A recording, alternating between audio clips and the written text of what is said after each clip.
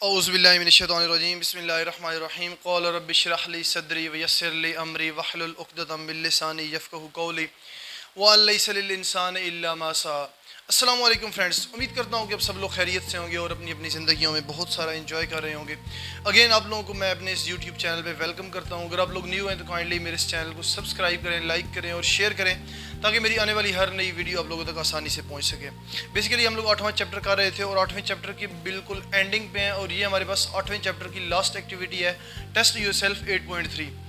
तो इसके अंदर बेसिकली टोटल 14 क्वेश्चन है और 14 क्वेश्चन बहुत शॉर्ट क्वेश्चन है और बहुत ही कॉन्सेप्चुअल क्वेश्चन है। सबसे पहला क्वेश्चन है why valency of chlorine is 1। Basically chlorine की वैलेंसी 1 क्यों होती है, इसका आंसर क्या है।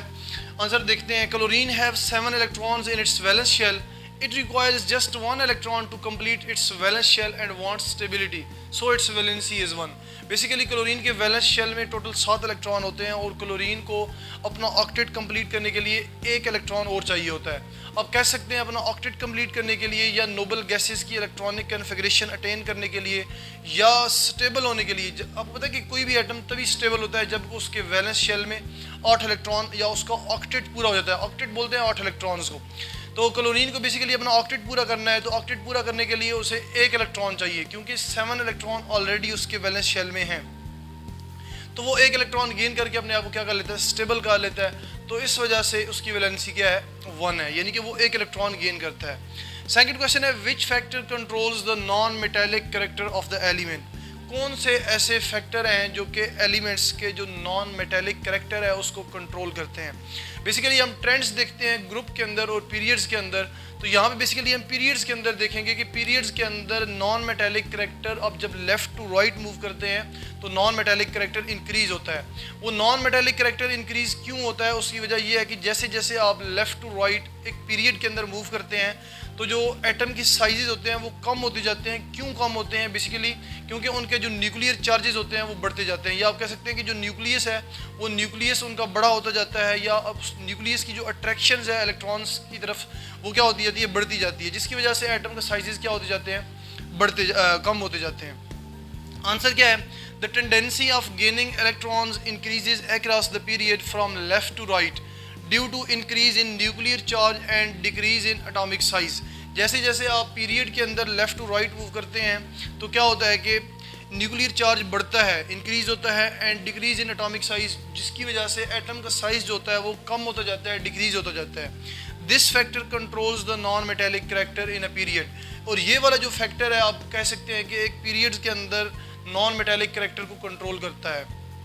जब आप लेफ़्ट टू राइट मूव करते हैं तो क्या होता है कि नॉन मेटेलिक कैरेक्टर बढ़ता जाता है। सही है।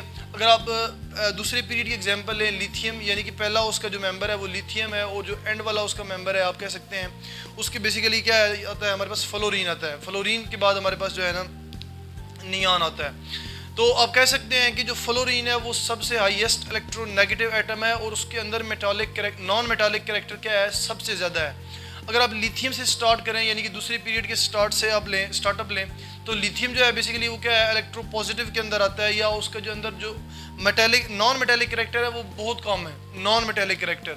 लेकिन जैसे जैसे आप सेकंड पीरियड के अंदर मूव करेंगे लेफ़्ट टू राइट, फ्लोरीन की तरफ जाएंगे, जब फ्लोरीन पे पहुंचेंगे तो फ्लोरीन के अंदर सबसे हाईएस्ट नॉन मेटेलिक कैरेक्टर होगा। और डाउन द ग्रुप जैसे जैसे आप बढ़ते हैं तो मेटेलिक कैरेक्टर बढ़ता है। ठीक है, क्यों, क्योंकि एटम की साइजेस बढ़ते हैं down the group. Third question है why fluorine is more non metallic than chlorine. अब आप क्या है कि ग्रुप के अंदर मूव कर रहे हैं, ग्रुप में बेसिकली क्या है, सबसे टॉप पे फ्लोरीन है, उसके बाद क्लोरीन है, उसके बाद ब्रोमीन और उसके बाद आयोडीन। ये ग्रुप 17 की बात हो रही है, ये ग्रुप 7 की बात जिसे आप हैलोजेंस भी कहते हैं, फ्लोरीन, क्लोरीन, ब्रोमीन और आयोडीन। तो ये क्वेश्चन वहाँ से है कि ग्रुप के अंदर ऊपर टॉप पे फ्लोरीन है और उसके बाद क्या है, नीचे क्लोरीन है। तो जो फ्लोरीन है उसका नॉन मेटेलिक कैरेक्टर ज़्यादा होता है क्लोरीन से। क्यों ज़्यादा होता है, आप इसका आंसर करें। तो आंसर क्या है, because metallic character increases down the group and decreases across the period. हमने पढ़ा है जो मेटेलिक कैरेक्टर है वो डाउन द ग्रुप बढ़ता है और अलोंग द पीरियड या अक्रॉस द पीरियड क्या होता है, कम होता है। हाँ, जो नॉन मेटेलिक कैरेक्टर है वो अक्रॉस द पीरियड बढ़ता है और डाउन द ग्रुप कम होता है, नॉन मेटेलिक कैरेक्टर। लेकिन metallic character down the group क्या होता है, बढ़ता है और अक्रॉस द पीरियड क्या होता है, कम होता है। इस वजह से also fluorine have greater tendency to gain electron as compare to chlorine. इसके अलावा फ्लोरीन के अंदर जो है ना वो ज़्यादा टेंडेंसी है इलेक्ट्रॉन गेन करने की एज़ कम्पेयर टू क्लोरीन, या आप कह सकते हैं कि फ्लोरीन की इलेक्ट्रोनेगेटिविटी की जो वैल्यू है वो ज़्यादा है क्लोरीन से। इस वजह से जो फ्लोरीन है बेसिकली उसके अंदर फिर क्या है, नॉन मेटेलिक करेक्टर ज़्यादा है क्लोरीन से। बेसिकली मेटेलिक करेक्टर वो करेक्टर होता है कि एक एटम इलेक्ट्रॉन कितना जल्दी लूज़ कर रहा है। अब एक एटम जितना जल्दी इलेक्ट्रॉन लूज़ करेगा वो मेटेलिक करेक्टर उसके अंदर ज़्यादा होगा, और इसी के उल्ट है कि जो एलिमेंट जितना जल्दी इलेक्ट्रॉन गेन करेगा या जितनी पावर से इलेक्ट्रॉन गेन करेगा तो उसके अंदर नॉन मेटेलिक करेक्टर ज़्यादा होगा। ठीक है, तो फ्लोरीन के अंदर बेसिकली नॉन मेटेलिक करेक्टर सबसे ज़्यादा है। क्यों? क्योंकि उसके अंदर इलेक्ट्रॉन गेन करने की पावर क्या है, सबसे ज़्यादा है। आगे फोर्थ क्वेश्चन है, iodine exist in solid state, can it be beaten with hammer to form sheets. Iodine हमारे पास एक नॉन मेटल है आप कह सकते हैं, और ये बेसिकली क्रिस्टल फॉर्म में पाया जाता है, क्रिस्टलाइन फॉर्म में पाया जाता है, और आप कह सकते हैं कि इसके जो है ना रूम टेम्परेचर के ऊपर एक क्रिस्टल जो है ना क्रिस्टल फॉर्म में ये पाया जाता है। तो जैसे ही रूम टेम्परेचर के ऊपर क्या होता है कि रूम टेम्परेचर के ऊपर इसको अगर आप ओपनली यानी कि ओपन एयर में रखें तो ये सॉलिड से डायरेक्ट गैशियस फॉर्म में कन्वर्ट हो जाता है या इसके वेपर बन जाते हैं। तो इसको हम एक प्रोसेस बोलते हैं सब्लिमेशन का।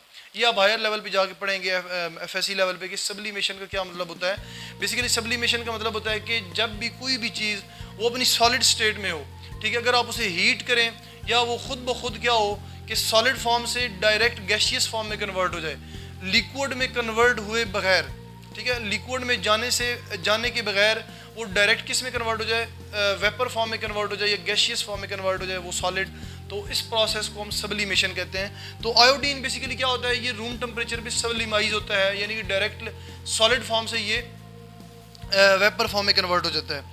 Iodine is a simple molecular solid which is crystalline solid and it converts directly from solid state to vapor state at room temperature।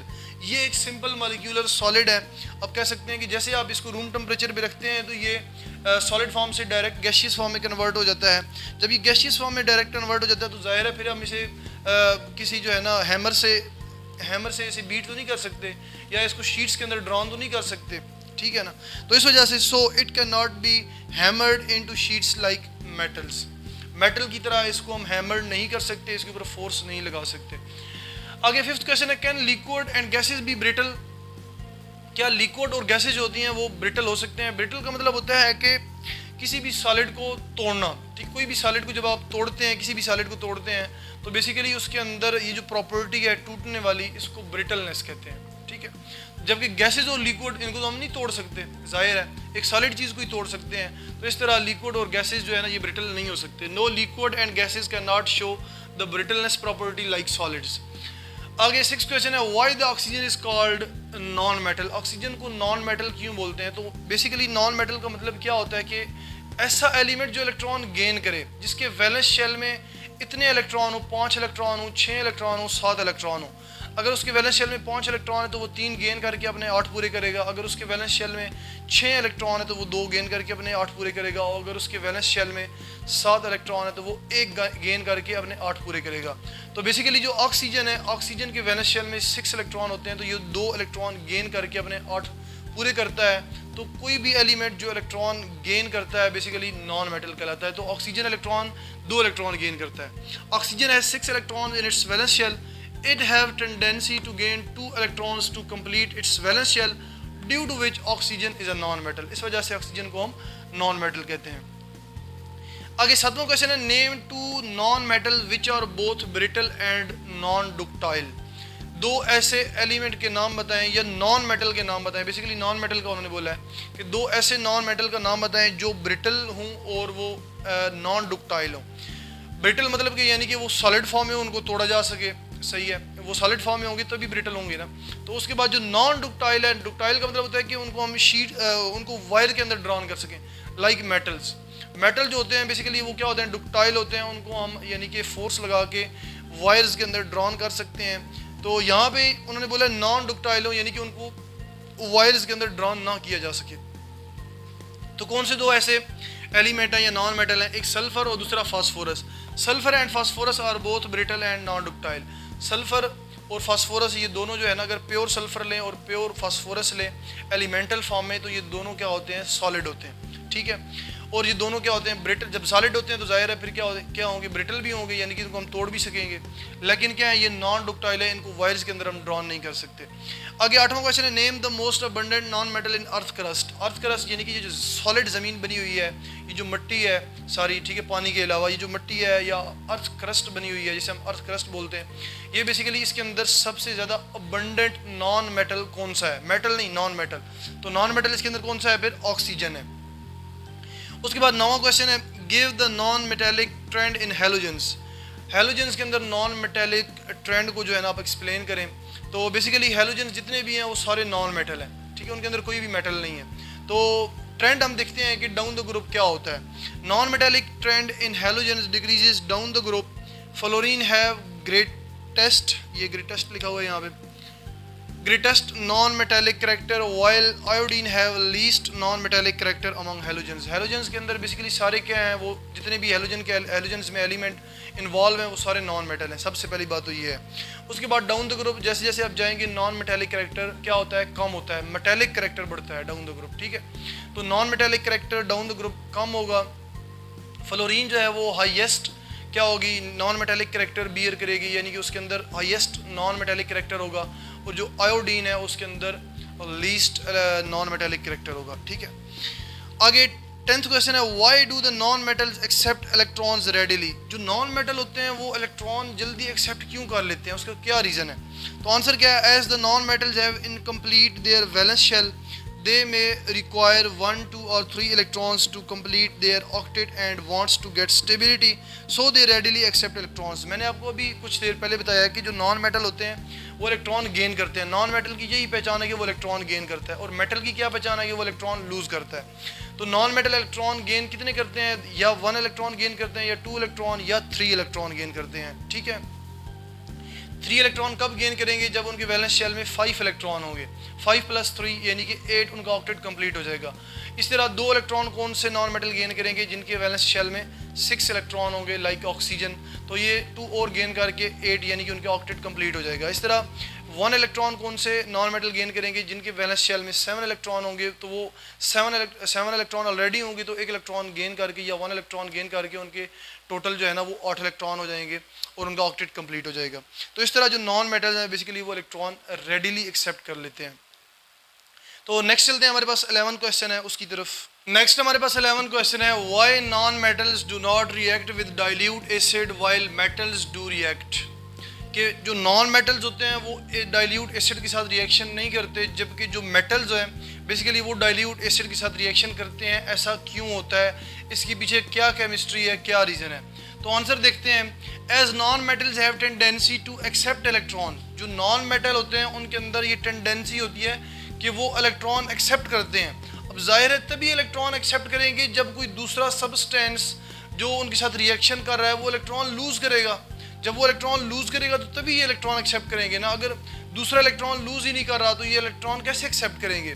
अगर दूसरा जो सब्सटेंस इसके साथ रिएक्शन में है वो इलेक्ट्रॉन लूज नहीं कर रहा बल्कि वो प्रोटॉन लूज कर रहा है, ठीक है, वो इलेक्ट्रॉन लूज नहीं कर रहा बल्कि उसे भी इलेक्ट्रॉन चाहिए, वो प्रोटॉन लूज करना चाहता है। तो उसके बिना पे फिर क्या होगा कि इन दोनों के बीच में रिएक्शन तो नहीं होगा, जाहिर है। As non metal have tendency to accept electron but acids have tendency to give proton. जबकि एसिड के अंदर प्रोटॉन देने की टेंडेंसी है, इलेक्ट्रॉन देने की टेंडेंसी नहीं है। Due to which non metals do not react with dilute acid while metal have tendency to lose electron and react with acid to form salts and hydrogen gas। अब ऊपर वाले case में क्या है कि नॉन मेटल्स को भी electron चाहिए और एसिड्स को भी इलेक्ट्रॉन चाहिए। अब दोनों को इलेक्ट्रॉन चाहिए, अब जाहिर है दोनों को इलेक्ट्रॉन चाहिए, दोनों को मिक्स करेंगे तो कोई रिएक्शन नहीं होगा। इसी तरह जब मेटल्स और एसिड को आपस में मिलाएंगे या मेटल्स का एसिड के साथ रिएक्शन करवाएंगे तो मेटल क्या करते हैं, इलेक्ट्रॉन लूज करते हैं। तो एसिड जो है बेसिकली उनको तो इलेक्ट्रॉन चाहिए, तो वो क्या करेंगे, वो इलेक्ट्रॉन लेके क्या बना देंगे, साल्ट बना देंगे। और जब साल्ट बनेगा तो साथ में हाइड्रोजन गैस लिबरेट होगी, सही है। तो वो क्या करेंगे, बेसिकली मेटल जो इलेक्ट्रॉन लूज करेंगे वो इलेक्ट्रॉन गेन करके हाइड्रोजन गैस के अंदर कन्वर्ट हो जाएंगे और साथ में जो है ना वो वहाँ पे एनाइन बनेगा और वो एनाइन जो है ना वो मेटल के साथ रिएक्शन करके क्या बना देगा, साल्ट बना देगा। तो इस वजह से जो मेटल्स होते हैं बेसिकली वो एसिड के साथ रिएक्शन करते हैं, जबकि जो नॉन मेटल होते हैं वो एसिड के साथ रिएक्शन नहीं करते। आगे 7 क्वेश्चन है, how can we distinguish a metal from a non metal by simple physical method. अब कैसे पता चलेगा कि एक सब्सटेंस हमारे पास है वो मेटल है या नॉन मेटल है। फ़र्ज़ करें ये मेरे पास हाथ में मार्कर है, तो कैसे पता चलेगा कि ये मेटल है या नॉन मेटल है, या ये जो जिस मटेरियल का बना हुआ है वो मेटालिक मटेरियल है या नॉन मेटालिक मटेरियल है, तो कैसे पता चलेगा? क्योंकि हम जो पढ़ते हैं कि मेटल वो होते हैं जो इलेक्ट्रॉन लूज़ करते हैं, जबकि नॉन मेटल वो होते हैं जो इलेक्ट्रॉन गेन करते हैं। तो हमें तो नज़र नहीं आ रहा होता कि इलेक्ट्रॉन लूज़ हो रहे हैं, ये गेन हो रहे हैं, तो हम कैसे फिर डिस्टिंग्विश करेंगे फिजिकली? ठीक है, हम अपनी आंखों से ऑब्जर्व कैसे करेंगे कि ये मेटल है और ये नॉन मेटल है? तो उसका सिंपल वे क्या है, सिंपल फिजिकल मेथड क्या है कि जो मेटल हैं बेसिकली जब आप इलेक्ट्रिसिटी अप्लाई करेंगे तो उनके अंदर से इलेक्ट्रिसिटी पास आउट हो जाएगी, बेशक वो सॉलिड फॉर्म में हो।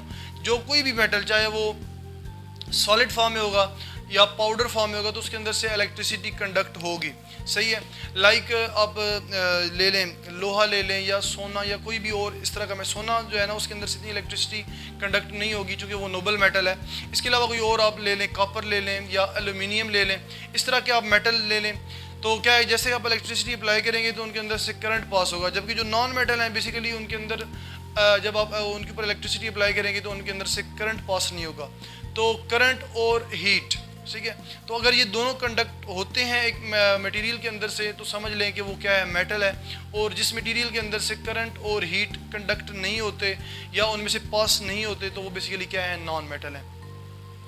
Metals can conduct electricity and heat while a non-metal cannot conduct heat and electricity.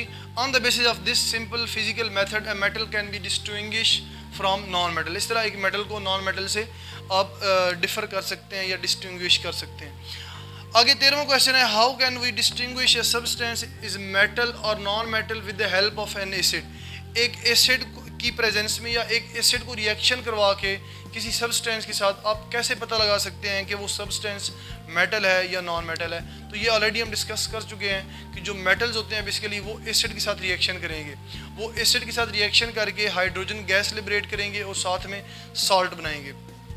इसी तरह जो नॉन मेटल हैं वो एसिड के साथ रिएक्शन नहीं करेंगे और ना ही वो सॉल्ट बनाएंगे और ना ही वहाँ पे हाइड्रोजन गैस लिबरेट होगी।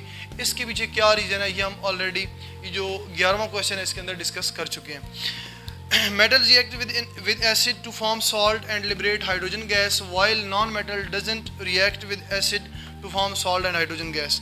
आगे लास्ट क्वेश्चन है 14 क्वेश्चन है, why is HF a weak acid. Basically हमारे पास जो हेलाइड्स की जो एसिड्स हैं, जब यानी कि हाइड्रोजन हेलाइड्स हैं वो आप कह सकते हैं HF है, HCl है, HBr है और HI है, ये 4 एसिड हैं। तो कहता है कि इनमें जो HF जो एसिड है ये वीक एसिड है, ये क्यों है, इसके पीछे क्या रीज़न है। तो देखते हैं, HF is weak acid because the bond between hydrogen and fluoride is very strong, so HF doesn't easily dissociate in water, so it is a weak acid। सबसे पहले समझ लें कि एसिड होता क्या है। एसिड वो होता है जो प्रोटॉन देता है या आप कह सकते हैं कि हाइड्रोजन आयंस देता है। बेसिकली हाइड्रोजन के वैलेंस शेल में क्या कितने इलेक्ट्रॉन होते हैं, एक इलेक्ट्रॉन होता है, तो ये एक इलेक्ट्रॉन है। ये जब फ्लोरीन के साथ बॉन्ड बनाएगा तो फ्लोरीन के वैलेंस शेल में कितने इलेक्ट्रॉन है, 7 इलेक्ट्रॉन है। ये मैं इस तरह से शो कर देता हूँ, 2 4 6 और ये 7। तो क्या है कि ये आपस में इलेक्ट्रॉन दोनों मिलके आपस में क्या बनाएंगे, बॉन्ड बनाएंगे, यानी कि इस तरह बॉन्ड बनेगा। ये हाइड्रोजन का एक इलेक्ट्रॉन है और ये फ्लोरीन का एक इलेक्ट्रॉन है, ठीक है। तो इस तरह ये बीच में क्या बन गया, बॉन्ड बन गया। अब जैसे ही होता है क्या है कि जो एसिड्स होते हैं वो H पॉजिटिव आयंस देते हैं, यानी कि जो हाईली इलेक्ट्रोनेगेटिव एटम होता है ये दोनों इलेक्ट्रॉन ले लेता है और पीछे सिंपल हमारे पास क्या बच जाता है, H पॉजिटिव बच जाता है, यानी इसके पास एक इलेक्ट्रॉन भी नहीं है। ये क्या है, प्रोटॉन। इसको हम क्या बोलते हैं, प्रोटॉन, क्योंकि यहाँ पे इलेक्ट्रॉन है ही नहीं। तो इस वजह से हम कहते हैं कि जो एसिड वो होता है जो प्रोटॉन दे। तो यहाँ पे बेसिकली क्या हो रहा है कि जो HF है, फ्लोरीन जो है वो हाईली इलेक्ट्रोनेगेटिव एटम है, तो क्या करेगा, इन दोनों के साइजेस जो है ना वो भी कोई इतने यानी कि साइजेस में भी इतना डिफरेंस नहीं है। तो इस वजह से इनके बीच में जो बॉन्ड बना है ये बड़ा स्ट्रॉन्ग बॉन्ड है, सही है। ये फ्लोरीन इतना इजीली यहाँ से H पॉजिटिव आयंस नहीं देता या H पॉजिटिव को बिल्कुल अपने से अलग नहीं करता इतने आसानी से, ठीक है। तो इस वजह से चूँकि इनके बीच में बॉन्ड स्ट्रॉन्ग है, जब दोनों के बीच में बॉन्ड स्ट्रॉन्ग होगा यहाँ से H पॉजिटिव इतना आसानी से ईजिली अलग नहीं होगा, तो आप कह सकते हैं कि ये स्ट्रॉन्ग एसिड नहीं हो सकता। जब आप वाटर के अंदर HF को मिक्स करेंगे तो बेसिकली वाटर के अंदर ये H पॉजिटिव आयंस इतने ज़्यादा नहीं देगा सही, लेकिन इतने ज़्यादा आयंस नहीं देगा, जिसकी वजह से क्या है कि हम इसको क्या बोलते हैं कि ये वीक एसिड है। तो ये एक कॉन्सेप्ट था एसिड के बारे में कि एसिड कौन से होते हैं, यानी कि जो प्रोटॉन, यानी कि ऐसा सब्सटेंस जो प्रोटॉन दे, तो वो बेसिकली क्या कहलाता है, एसिड कहलाता है। लाइक HCl है, HCl क्या करता है, प्रोटॉन देता है, H पॉजिटिव देता है।